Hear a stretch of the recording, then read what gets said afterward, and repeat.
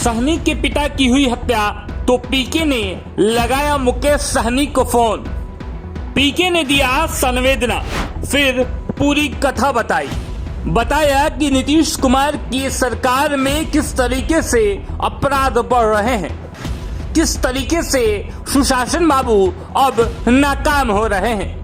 आखिर क्या वजह हो रही है बिहार में प्रतिदिन अपराध बढ़ रहे हैं, कहीं हत्या हो रही है तो कहीं लूटपाट। आखिर क्या कुछ पीके कह रहे हैं, आप खुद सुनिए। मेरी भी मुकेश जी से बात हुई है, मेरे उनके मित्रवत संबंध भी हैं, तो मैं संवेदना व्यक्त कर रहा हूँ। नीतीश कुमार हैं जिनके राज में लॉ एंड ऑर्डर को सुधारने के लिए इनको लोगों ने क्रेडिट दिया था। सामान्य लॉ एंड ऑर्डर की जो एजेंसियां हैं उनका आधा समय और प्रयास सिर्फ शराबबंदी लागू करने, उसको लगाने, छिपाने, कमाने में इस्तेमाल हो रहा है। मुकेश जी के पिताजी की जो हत्या हुई है दुखद है, पूरे राज्य में लोगों ने उस पर टिप्पणी की है। मेरी भी मुकेश जी से बात हुई है, मेरे उनके मित्रवत संबंध भी हैं, तो मैं संवेदना व्यक्त कर रहा हूँ।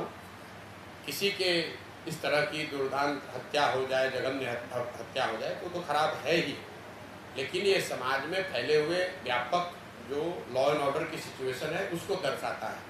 देखिए, हर बात को आप गहराई से अगर समझना चाहेंगे, लॉ एंड ऑर्डर बिहार में क्यों खराब हुआ है, यही नीतीश कुमार हैं जिनके राज में लॉ एंड ऑर्डर को सुधारने के लिए इनको लोगों ने क्रेडिट दिया था।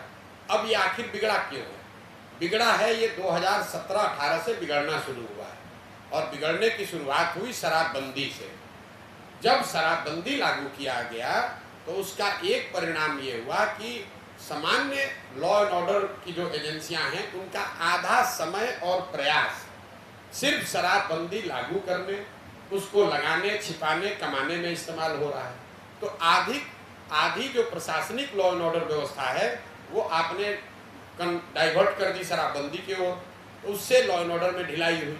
उसके बाद नीतीश जी ने महागठबंधन की सरकार बना ली, तो महागठबंधन में जब जिस भी फॉर्मेशन में आरजेडी रहेगा तो ये लोगों का अपना अनुभव है कि आरजेडी के जब भी सत्ता में आई है तो इस तरह के जो आपराधिक तत्व हैं उनका मनोबल बढ़ा है, या वो उस तरह के हरकतें करते हैं।